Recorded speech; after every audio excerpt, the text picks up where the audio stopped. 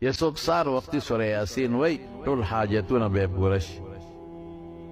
ماښام ماسخوتن چې صورت واقعه وای نو فقر غریبي به در باندې نه راځي او چې ودګېږي آیت الکرسي وایا الله به د حفاظت کوي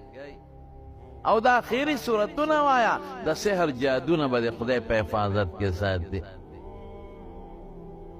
او چې بیا ور باندې عمل کې دا کوئی مقصد دی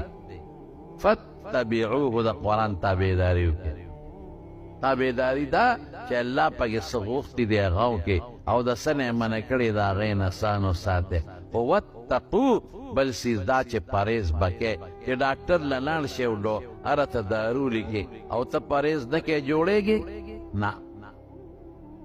دارو سره به خامخا پرهیز کوې